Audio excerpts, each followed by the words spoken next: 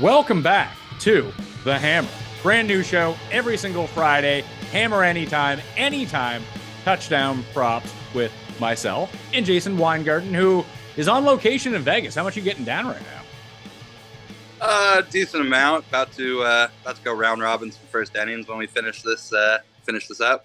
Well, let's talk about that off the hop because we're playing anytime touchdown props. You can bet them solo, you can parlay them together. Do you like the round robin formats for parlaying these together? Yes, I actually do. If you're looking to play these more as sort of lotto tickets and get a lot of really big odds, I think if you really want to go out there and parlay two or three plus money anytime touchdown scores, or even get a little crazier and go a little deeper than that. I mean, I think I made one parlay that was like 9 cents to win $170,000 or something. So you can push the odds up on these pretty quickly. Yeah, these are a really fun way for low limit gamblers to really. I mean, you can go and play your regular like spread parlays, but even then, like you parlay 5 games together, you bet $50. Like, what do you win, $1,000 off something like this? Like these ones, obviously longer odds for it to happen, but you can take $5 and throw it at like 30 of these props and parlay them together if you want to. Yeah, it's really fun. I mean, you can, like you said, even for recreational players, you can do all sorts of kind of fun parlays and play around with guys scoring touchdowns, and it gives you a whole lot of more action in game. Well, we're going to be doing this every single Friday, so remember to subscribe, like, share, all that fun stuff with Jason and myself. Additionally, you should be following us on Twitter at Spreadopedia and at the PME, because the first one I want to talk about is the Demetric Felton prop, where he got announced as the starting slot for the Cleveland Browns. I don't know how long that's going to last for, but against the Panthers, it's a shot. And you sent me the DraftKings Sportsbook odds, which I think were 16-1 at the time. It's down to plus 650 now. Don't like that one as much.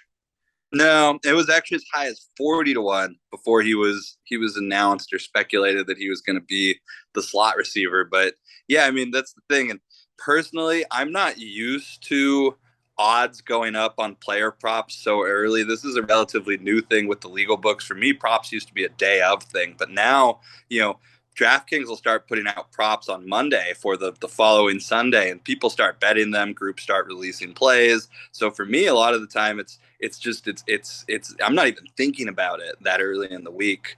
But it's just there's value all over the board on these, just everywhere, multiple sites. You can just pick off great numbers. Yeah, I've made all mine on DraftKings Sportsbook, so I'll stick to that. And if you find ones otherwhere, or you're like, hey, I have that same one, but it's double, you let me know on that front, because everyone should be site shopping with all of this, finding the best lines possible. Is site shopping really, it's not the only way you can get an edge, but is it the easiest way for anyone to get an edge?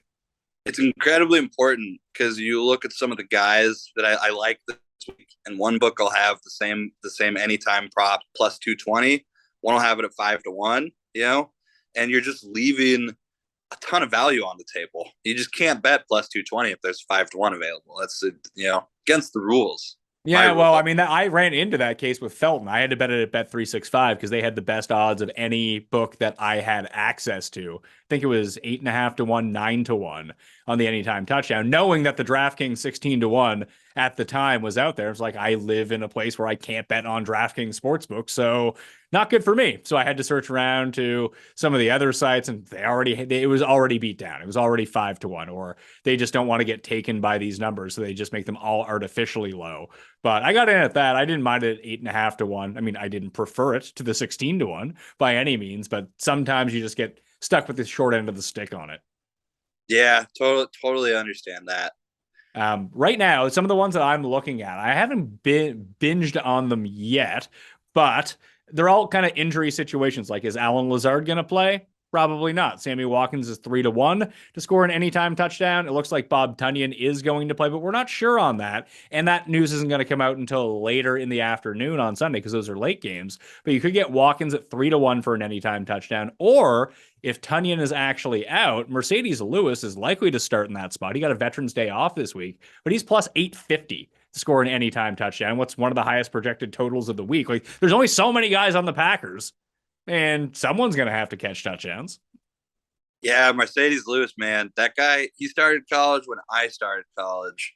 I mean, he's one of the oldest guys in the NFL, not named Tom Brady, but he does show up once or twice a year in Green Bay, and I sometimes forget he's still in the league because he's not a pass catching tight end that much anymore.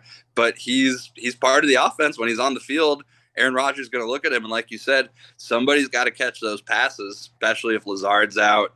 Big Bob T's a little hurt still, so lot to like there with that Mercedes Lewis play. Yeah, I wouldn't get there if Tunyon was active because then that makes absolutely no sense. But if Tunyon is out, like we saw with, I mean, it's not like Mercedes Lewis got 12 touchdowns last year, but he played like over 85% of the goal line and red zone packages for the Packers. So, I mean, with a lot of these things, it's just who can seize on the opportunity of playing when they're close to the goal line. And I think that Mercedes Lewis could take advantage of that. Sans Lazard, Sans Big Bob Tunyon, and we're good to go. Arizona's the other one right now.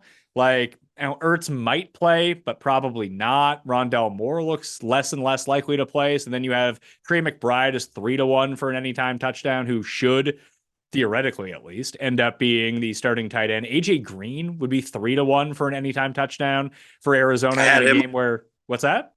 I had AJ Green on my list. I love AJ Green. Did you get any? Could you find anything better than 3-1? I saw plus 280 at DraftKings was the highest I could find. Yeah, it's plus 300 at DraftKings right now. You got the so moved against me. Yeah, so we're good to go on that front. Maybe it sounds like Ertz is playing or Moore is playing, but again, that's something you're going to want to know before going in. If Moore and Ertz are out, because Wesley was put on IR on Thursday. What are the Andy Isabella props? That sounds so like scumbaggy, but like just anyone on the field for Arizona has a shot this week. I saw someone tweeting about Andy Isabella earlier this week. That would make sense. I was wondering. I was like, why is Andy Isabella popping up on my timeline right now? Andy Isabella is plus 250 anytime touchdown. AJ Green is plus 300. Like 3-1 for that makes no sense to me. For probably an actual starter who's going to get a ton of snaps. Yeah.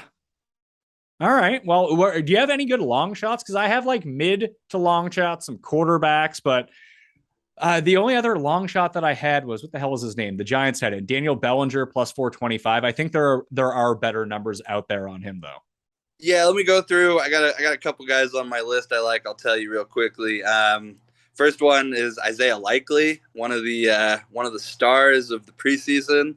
His anytime number was 5-1 at FanDuel. I thought that was an excellent play. Kyle Juszczyk, the Polish fullback in San Francisco, with the injury potential to George Kittle. Oops, excuse me. Sorry.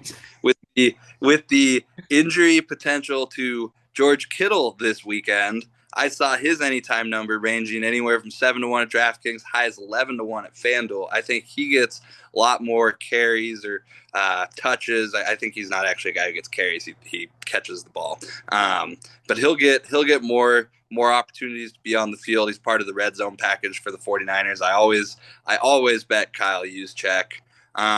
As far as same game parlay stuff go, I really like the Steelers game. I parlayed Najee Harris anytime with George Pickens at plus 130, plus 330 on the same game parlay. That pays plus 960 just for the two-teamer there. And then Wan'Dale Robinson, rookie wide receiver for the Giants. I like him plus 310, widely available up to plus 350. So those are a couple of my not necessarily longest shots. A little longer, Kevontae Turpin, the undrafted wide receiver on the Cowboys, USFL MVP last season, 13-1. I think that's a good number. He's the kick returner. He's the punt returner. He could play some offense. I wouldn't be surprised if they got him involved on some jet sweeps or some different stuff where they got the ball in his hands in space. And then this one isn't a long shot, but Christian Kirk. I really liked him last year on Arizona. He's going to probably be the number one wide receiver for Jacksonville now with Trevor Lawrence. I think he puts up huge numbers this season. All right, so I've like I said, I didn't go with very many long ones, but I wanted to stick with that San Francisco game where you had Juszczyk. I had both Elijah Mitchell and Trey Lance plus 125 and plus 175. Probably wouldn't parlay them together with that, and I much prefer Mitchell to Trey Lance, but we know that Lance is going to run the ball like 10, 11, 12 times, whatever it may be.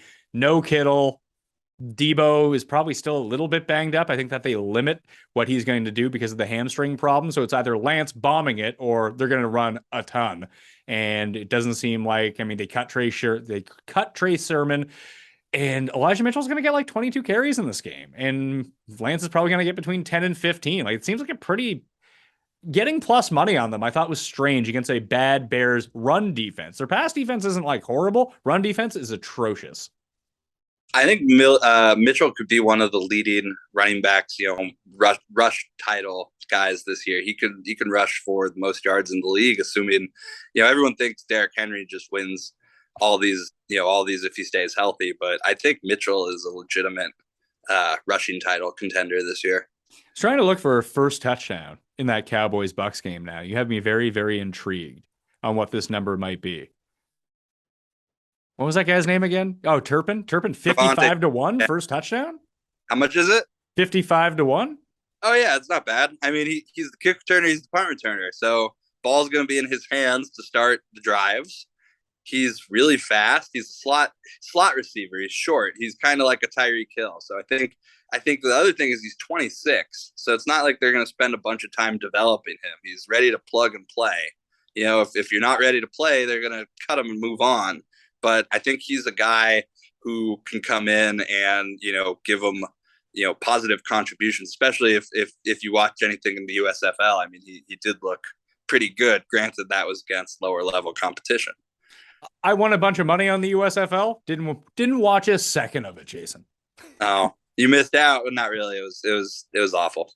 Yeah, if you had a good projection site, you just absolutely pummeled props or whatever it might be with those because no one knew, like the books didn't know what to do in terms of projection. So if you had anyone with any sort of inside info of how the depth chart actually shook out, then all of a sudden you were pretty good. So I think my favorite play here, Elijah Mitchell plus 125. Probably play that solo and parlay it with my favorite. I don't want to go into the minus here unless they're giving me like Derrick Henry at minus 105, which never happens. I really like Antonio Gibson. Without Brian Robinson around, JD McKissick is not going to be the goal line back. It's going to be Antonio Gibson. He's even money to score a touchdown against Jacksonville. So you can take Gibson, parlay him together with Mitchell. You got a stew going to like plus 327, I think is what it turns out to be. Though that would be my single favorite how to use any game touchdowns this week. Yeah, I don't fault you on that. I think Leonard Fournette is another guy at like minus 115 or less that I think is a reasonable lay. But typically when you start getting around the even monies and the having to lay money on these guys, what I really look for is books that allow yes, no touchdown. So then if you're going to give me, a Leonard Fournette minus 115, or if it gets up to 125 or 130, I'll look and say, well, can I bet the no now? Will you give me even money on the no? Will you give me plus 105 on the no? At a certain point, I'll bet no touchdown on a guy I like if the odds are good enough. And generally speaking, with these odds, especially for the favorites, yeah, like you might see they score a touchdown, X out of like 14 out of 18 weeks, whatever it might be. But I just simulated the entire week one 10,000 times. There's only one player whose median projection comes out to either a touchdown or more this week, and it's Jonathan Taylor. Even Derrick Henry's below that number. He's at 0.9 touchdowns. Yeah, I mean, that's the thing. I think people overestimate how often good players score in the NFL, or how scoring, comes in bunches. I was looking at it. You can have a guy who will score 2 touchdowns one game, 1 touchdown next game, he won't score a touchdown for a month. It happens more often than you think. Jason, you can follow at Spreadopedia. You can follow me at the PME. Any final thoughts on laying the hammer anytime on these touchdown props?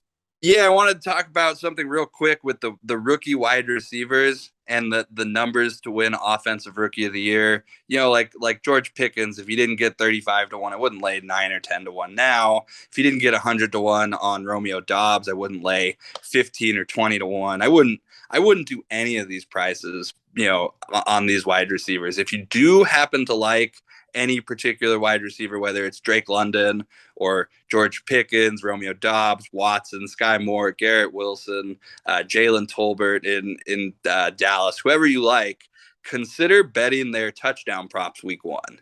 If none of these guys score touchdowns, their offensive rookie of the year odds are going to go way, way higher. production is what cuts the odds. And I think when you're getting like 10-1 on Pickens and you're getting 28-1 on Pickens to score 2 touchdowns week 1 at FanDuel, like, why would you not bet these guys to score touchdowns? Why would you not bet them to score 2 touchdowns? In a lot of the cases, like Garrett Wilson, for example, and I'm not necessarily saying that I think Garrett Wilson's going to score 2 touchdowns week 1, but he's 65-1 at FanDuel for 2 touchdowns. That's triple his offensive rookie of the year odds. It just doesn't make sense to me that you would lay season-long futures on some of these guys when you can get such huge prices week 1. Tune in next Friday for more Hammer Anytime touchdown props, and stay tuned on thehammer.bet for all of the shows. Subscribe and like the channel. Share it around. If you're feeling like you're having a great day, help us share it around. That would be great. I'm Pat Mayo. See you next time.